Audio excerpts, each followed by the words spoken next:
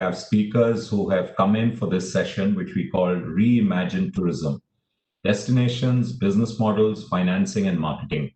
And we've got, I think, gurus in travel in different fields from across the globe. We have Peter Bates, who's going to join us, who's already joining us actually from New York, and is short of time. So he will drop off in 30 minutes. So we'll give him, we'll give him priority to make sure he makes all his points because he's been up early for us today and yesterday. We've got Jed Brown from England, who's going to talk to us also. He's an expert in marketing, again, in low season marketing, very interesting concepts of tourism. We've got Dov Kalman, who's come in from Israel. And I think he has a fascinating concept on how to look at marketing as we reposition it and we really look at it positively. And last but not the least, we've got Mr. B.M. Gupta from TFCI, which is the Tourism Finance Corporation of India. Clearly a financing guru in this industry. If it needs anything right now, besides the vaccine, it needs money.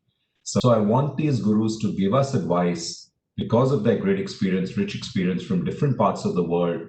What should we be doing, whether we are a hotel player or in the aviation sector, a consultant, an intermediary, whether an offline or an online player? What should we really be doing? And I am going to be asking some questions after the introductions from each one of you. Yeah.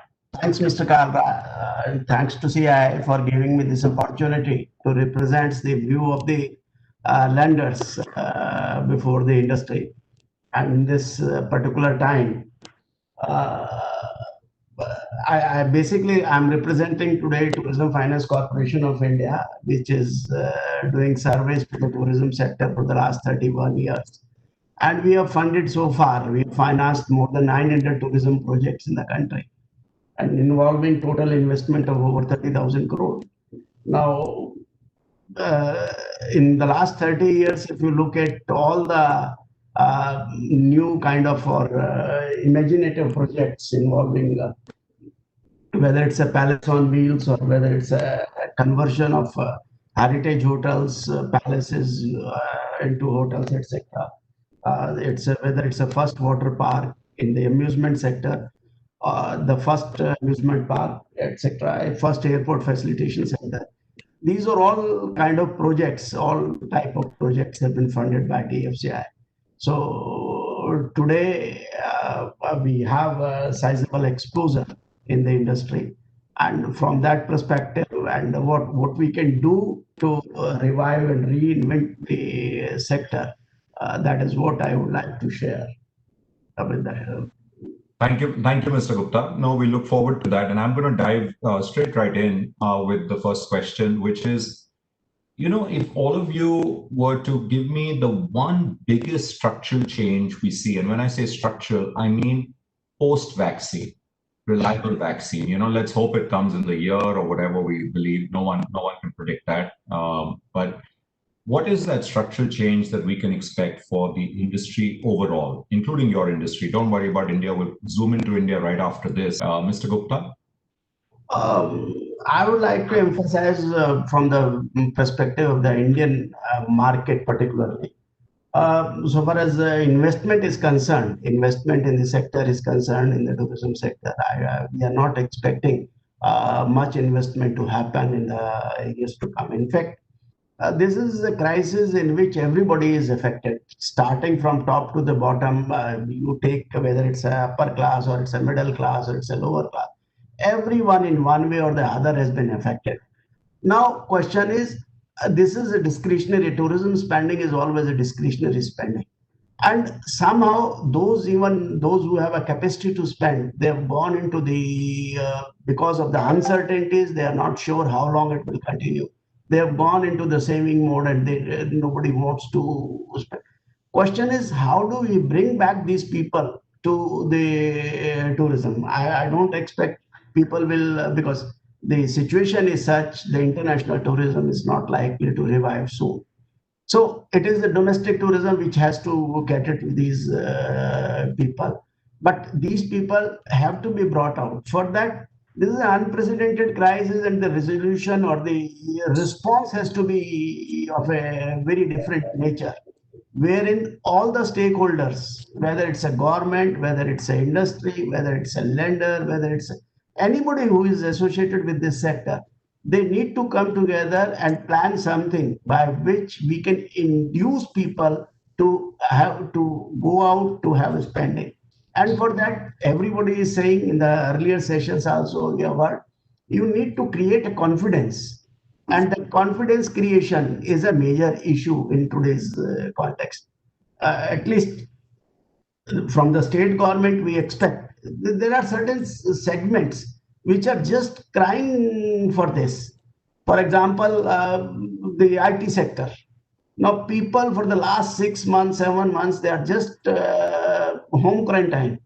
Now, they just want to go out, but they are not sure whether they will be allowed to go the places where they want to go, what kind of state government restrictions will be there, whether it will be safe to stay in hotels. I'm not talking of the star category hotel, I'm talking of the lower category hotels.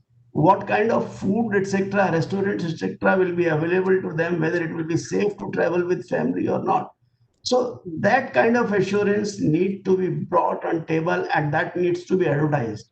For that, either the industry go together and say create some kind of third party verification, etc., that yes, these products wherein these kind of assurances are there, they are safe to play, and people needs to be told. Unless we proactively comes and tell people that traveling in India is safe, provided these SOPs are in place, they are followed, the government helps out in that manner. I don't expect any fiscal help from the government, but at least they can act as an enabler. Yeah, yeah. That is the kind of help we should ask the government from the industry, that you kindly permit us to do these things, kindly permit you to open and allow movement. Yeah, that's a very much point, sir. With that, the necessary structural changes will automatically bring. It will automatically come. People who are dependent upon the other kind of thing, they will bring out automatically, the changes will bring in the business models. Right. Thank you, Mr. Gupta. That's a very interesting point from on the ground. Mr. Gupta, what should we be doing? I know you're the finance guru, and I have a finance question for you also. So if you prefer, I can get straight to that. I agree entirely with Mr. Dove that inspirational marketing needs to be done.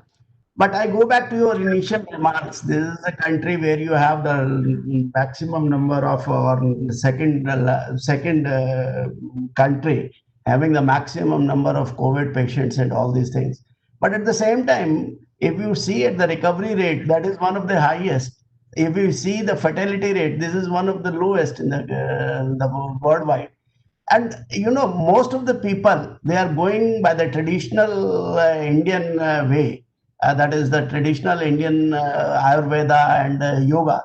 Now, can we not propagate that this is a country which teaches yoga, or which have traditions and traditional way of living? And it is the time, high time, that we go on propagating and telling people throughout the world, yes, this is the country which offers these programs for 15 days, 20 days programs. And most of our resorts, they are in the outskirts. The yogas, etc., can be taken forward, and that can be the inspirational things to market India as a country which even can fight with the COVID. So why not to develop the immunity boosters by taking these programs and maybe market in a better way? What a brilliant idea. That will be one of the main strength, because nobody has that kind of knowledge which we possess. It's what a brilliant how to idea. market it. Brilliant idea, sir. Who says finance people don't have marketing acumen? So thank you for that. But now I have a finance question for you. Sure. So this is the time when the industry is really reeling. Everyone needs money. It's very clear that the government doesn't have much to give. We are all aware of the finances. Even earlier today, 3 state governments or 2 state governments, tourism ministries actually shared with us that not just able to get the money. And we know the position at the center. We've been following parliamentary proceedings. Who's going to be courageous today to lend to this sector, to come in either to refinance old loans or to finance not even new projects, because that's a little hard to do. But how do we give them the lifeline? See, we all know that in the mid to long term, travel will come back. Nobody just knows one thing. Will it take 1 year or 2 years broadly? If it's more than that, then I have to defer to Keynes, who says in the long term we're all dead. But it will come back. So who plugs the gap? Tell me, how is a financier thinking today when he looks at or she looks at the travel sector? Mr. Kalra, I am a very positive person and I never go with the assumptions or with this kind of presumption that the sector will take much more time to, and my assumptions so far have been proved almost on the dots. See, initially when the lockdown was announced, we anticipated that by the time the lean season is over, that is by June, July, August, June, July, the things will start opening up. And we knew that by December, November, December, the build-up will start happening. This year, we had anticipated that hotels may achieve occupancy throughout the year if we take average occupancy levels of around 40 to 50% by 31st March. A little bit here and there, I'm still confident that hotels will be achieving occupancy of around 30 to 40% throughout the year. And that will be sufficient for them to have the cash break even before interest. So I'm not very pessimistic on that issue. I'm still holding the view. The only thing is we need to be proactive in reviving this market, in reviving the economy, in case we still lag behind, in case we still do not allow people to travel, in case we do not encourage them to come out, spend on. And there are segments, as I mentioned earlier also, who are prepared to go out and do it. Now, so far as the funding is concerned, there cannot be one fit-out method which is suitable for all the each project. When we did the project funding, when we did for all these things, we had never anticipated that there will be a year in which there will be no revenue generation, or revenue generation will be 30%, 20%. So I believe we have to sit back, analyze each and every case individually, find out what will be their financial requirements. The first question is the hand-holding of the existing projects. And DFCI, we have been doing that, and almost all the banks are prepared to do that hand-holding in almost all the cases. Let me tell you, after the expansion of the scheme for MSME, most of the hotel projects, particularly the low budget hotels or hotels up to 100 rooms in 3 to 4 star category, they have got 20% of their existing outstanding as an additional loan. So that will be taking care of their interest requirement at least till March 2021. Right. Now, so far as I said, most of the hotels will have a cash break even by 31st March. So in case they are able to operate and they are able to have a cash break even and interest is taken care of by the additional facility, additional liquidity support, which the government has guaranteed. So I think next year itself, they will be able to generate at least a part of the interest also. So far as the principal repayment is concerned, wherever it is due, I know that once the ECGL scheme, the moratorium on that scheme is over, people will have difficulty in meeting their additional repayment obligation in next 3 years. Now for that, banks need to take a proactive call like we have taken.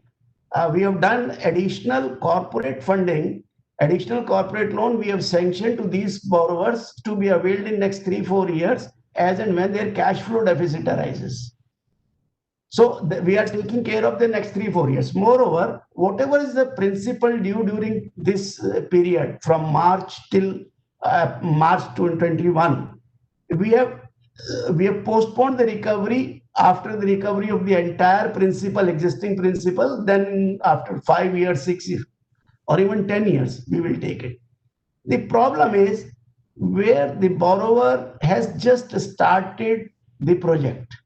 Correct. The promoter has started, let us say, 6 months prior to this, or 8 months prior to this, or a year prior to this. In initial 1 to 2 years, we know all these projects have a problem of cash liquidity. So they are the most hit. There also, we are trying to provide liquidity support by way of additional funding. This is the way we have been doing in our things. We have been requesting RBI also to give that leeway. Even if the leeway is not given, we are supporting these projects by way of additional funding to them. I'm prepared to see there will be a structural change even in the financing of the hotel projects. These hotel projects, I have been always been saying, industry, I've been advocating to the industry, you kindly take up with the ministry, you kindly take up with the RBI, get it involved as an infrastructure financing. All these hotel projects are part of the infrastructure financing, according to me. I have been advocating it from 99 onward. Right. Now, the moment it is done, we can have a refinancing model worked out. Got it. After 5 years, 7 years, we can have a bunching of the repayment, and at that stage, it can be refinanced by some other institution. Got it. Again, Thank it you can so be much. given 10 years, 12 years on that. Again, it can be refinanced after every 7, 8 years. So No, that kind of model good we need to approach. develop. We are developing that, and we are working on that very hard. And I don't think any TFCI assisted project is having that kind of problem.